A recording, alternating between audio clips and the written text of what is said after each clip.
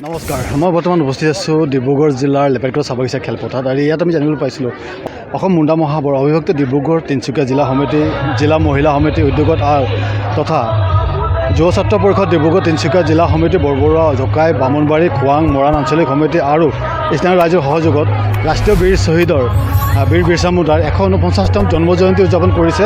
আমি দেখিবলৈ পাইছোঁ ইতিমধ্যে সাংস্কৃতিক শোভাযাত্ৰা ওলাই গৈছে। প্ৰায় 20,000ৰো অধিক লোক সমাগম হৈছে।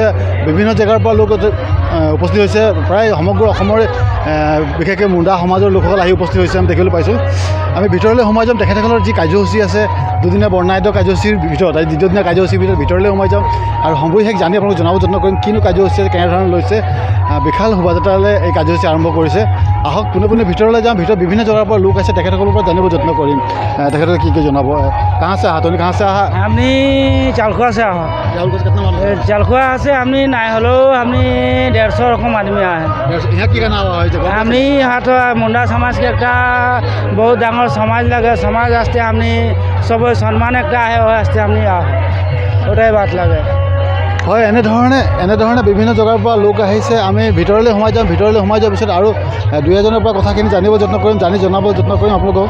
পোনে পোনে ভিতৰলৈ যাওঁ আৰু সবিশেষ জনাব যত্ন কৰিম। অসম মুণ্ডা মহাসভাৰ ডিব্ৰুগড় তিনিচুকীয়া জিলা তৰফৰ পৰা প্ৰথমতে আমি নিউজলৈ আমি বৰ ধন্যবাদ জ্ঞাপন কৰিছোঁ। যিহেতু আমাৰ অসম মুণ্ডা মহাসভাৰ অবিভক্ত ডিব্ৰুগড় তিনিচুকীয়া জিলা আমি তৰফৰ পৰা আমি দুদিনীয়া বৰ্ণাঢ্য কাৰ্যসূচীৰে লেপেটকটা চাহ বাগিচা অনুষ্ঠিত কৰা। দ্বিতীয় দিনৰ কাৰ্যসূচী আমাৰ জাতীয় বা ৰাজস্ব বীৰ বিৰছা মুণ্ডাৰ আমি ইতিমধ্যে আমাৰ প্ৰতিমূৰ্তি পুষ্পমালা অৰ্পণ কৰিলোঁ। যিসকল মুণ্ডা মহাসভাৰ নেতৃত্বত ব্যক্তিগত শ্ৰদ্ধাঞ্জলি জ্ঞাপন কৰিলোঁ।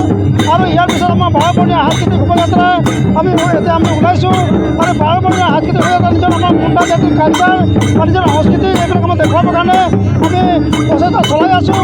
ইয়াৰ পিছত 12বৰ্ণীয়া সাংস্কৃতিক শোভাযাত্ৰাৰ পিছত আমাৰ যিটো মূল লক্ষ্য আৰু উদ্দেশ্য আছে, যিটো মুকলি সভা, সেই মুকলি সভাত আমি নিৰ্দিষ্ট বক্তা আছে অসম মুণ্ডা মহাসভাৰ কেন্দ্ৰ সমিতিৰ ৰবিকলা ডাঙৰ আমি আমন্ত্ৰণ জনাইছোঁ।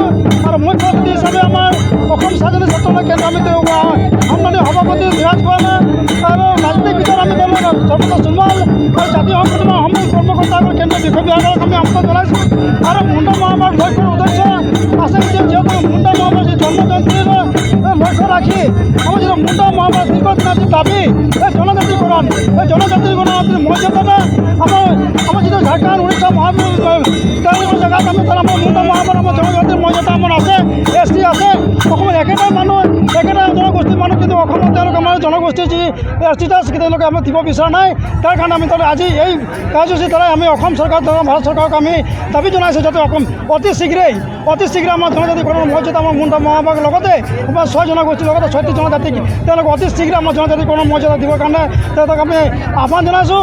আৰু তেওঁলোকে যদি আমাৰ এই আগন্তুক যি পঞ্চায়ত ইলেকশ্যন আগত যদি তেওঁলোকে যদি আমাৰ জনজাতিৰ মৰ্যাদা যেনে ঘোষণা নকৰে, তেতিয়াহ'লে মুণ্ডা মহাসভাই কিন্তু প্ৰত্যেক অঞ্চলতে তেওঁলোকৰ যি গাঁও পঞ্চায়ত এলেকাত তেওঁলোকৰ কিন্তু আমি যি আমাৰ আন্দোলন, এই আন্দোলন কিন্তু আমি জাৰি থাকিব। আৰু তেওঁলোকৰ ৰাজনীতিক বিতৰ্কক কিন্তু আমি তেওঁলোকৰ মানে নিষেধ প্ৰয়োগ কৰি কাৰণে আমি নিষেধ কৰিম। তাৰ কাৰণে আজি কিন্তু আমি সুৰক্ষা দিছোঁ। আপোনালোকে দেখিছে আজি ৰাষ্ট্ৰীয় শ্বহীদ বীৰ বিৰছা মুণ্ডাৰ দুদিনীয়া কাৰ্যসূচী 14 আৰু 15 নৱেম্বৰ 2024 তাৰিখে আমি লেপেটকটা চাহ বাগিচাৰ ৰাজহুৱা খেলপথাৰত অনুষ্ঠিত কৰা হৈছে। আৰু আপোনালোকে দেখিছে হাজাৰ হাজাৰ মানুহ ইয়াত গোট খাইছে। আৰু কথা এটাই, আমাৰ এই কাৰ্যসূচী দুদিনীয়া কাৰ্যসূচীৰ লক্ষ্যৰ উদ্দেশ্য আমাৰ এটাই যে দীৰ্ঘদিনৰ দাবী আমাৰ যিটো ST জনজাতিকৰণ যিটো দিবলগীয়া আছিলে, সেইখিনি জনজাতি আমি এতিয়ালৈকে পোৱা নাই। চৰকাৰে বাৰম্বাৰ আমাৰ ঠগি আছে। আমি এই কাৰ্যসূচীৰ যোগেদি চৰকাৰক আমি অনুৰোধ কৰিব বিচাৰিছোঁ যে অতি শীঘ্ৰে আমাক জনজাতিকৰণটো মৰ্যাদা প্ৰদান কৰিব লাগিব। নহ'লে অন্যথা আমি আগন্তুক মানে ইলেকশ্যন, যিকোনো ইলেকশ্যন আমাৰ পঞ্চায়ত ইলেকশ্যনৰ পিছত আৰু কেইবাটাও ইলেকশ্যন আছে। এই ইলেকশ্যনবিলাকত আমি কিন্তু মুণ্ডা মহাসভাই প্ৰত্যেকটা অঞ্চলতে গাঁৱে হওক বা বাগানে হওক লাইনে হওক আমি বাধা দিম। হানিকের এই শহীদ বীর বিরসা মুন্ডাটা হানিকের বহু সুন্দর সে হানি উদযাপন করেকলে হি জন্ম জয়ন্তীটা 149তম রাষ্ট্র শহীদ বীর বিরসা মুন্ডাকের আর আইজ হানি দুদিনিয়া কার্যসূচীনে আইজ হানিকে হিয়া বহুত বিশাল সমগর দেখে পাতি আজ প্রত্যেকটা জায়গা সে হানিকে মহিলা সমিতি উপস্থিত আহেন, পুরুষ সমিতি বি উপস্থিত আহেন। আর আইজ হানিকের এই দুদিনিয়া কার্যসূচীনে আইজ ইতিমধ্যে হানি শোভাযাত্রাকের শুভারম্ভ হানি ইতিমধ্যে শেষ করলেই। আর হানিকে আইজ এই শহীদ বীর বিরসা মুন্ডাকের জয়জয়ন্তী অকল আইজ হানিকে ডিব্ৰুগড় বা তিনিচুকীয়া জিলা নেই যে হানি করথি উঠা বাত নাই লাগে, বিশ্ব সমগ্র দেশ নাই যে ভারতবর্ষনে পালন করা হতে আইজ জন্ম জয়ন্তীটা। আর উপলক্ষে হানি একটা বিশেষ অনুরোধ করতে হানি অসম সরকারকে যাতে হানিকের বহুত বছর ধরকে আইজ হানিকে জনজাতিকরণটাকে লেকে হানিকে দেবই বলত আহে, কিন্তু আইজ হানিকের কোনো ঠা ঠিকনা রাখে। তো হানি অসম সরকারকে একটা আহ্বান জানাতি অসম মুন্ডা মহাসভা দি গেছে যাতে মহিলা সমিতি সহায় হেৰি দি গেছে। তো যাতে হানিকের এই জনজাতিকরণটা হানিকে দেখলে অতি শীঘ্রে হানি আহ্বান জানাতি যদি আইজ হানিকে বছর বছর এরকম ঠাইকে যদি রাখতে তো হানিকে কোন দিন স্বীকৃতি দেয় হানিকে মুন্ডা সমাজকে। আজ মুন্ডা সমাজ যাইটানে হানিকের আজ বলে গেলে 36 জনজাতিকে জনজাতি দেম বলকে বলত আহে, কিন্তু আজ মুন্ডা সমাজটাকে হানি একেবারে পিছপর করকে রাখ দেয়। এরকম যদি হানিকে সব দিন সমাজটাকে পিছপর কাইকে রাখি সরকার হলে হানি কার কম আগুয়াইকে যাবই। তো হানি এটা সরকারকে আহ্বান জানাতি যাতে হানিকে এই সমাজটাকে অতি শীঘ্রে যাতে উৎসব হানিকে জাতিকরণ দেয়টা হানি প্রতিশ্রুতি একটা দেখি যদি আগন্ত যদি হানিকের 2026 तक से हानि के জাতিকৰণটা যদি দিয়া না হয় হানি অসম মুন্ডা মহাসভা হয় হানি অলপ কিছুমান হানি পদক্ষেপ লবই যাতে হানিকে জনগোষ্ঠীটার কারণে।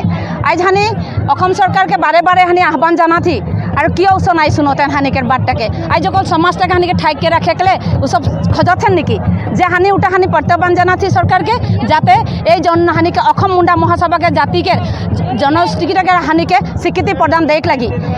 তো হানি অসম কা মুখ্যমন্ত্রীকে বি হানি আহ্বান জানাতি যাতে হানিকে অতি শীঘ্রে এই সমাজটাকে হানিকে জনজাতিকরণ যদি নাই যায় তো নেক্সট আগন্ত হানিকের কিছুমান হয়তো হেৰি ক্ষেত্ৰত প্ৰভাৱ পৰিব বুলি হানি অসম চৰকাৰকে আহ্বান জনাত সময়।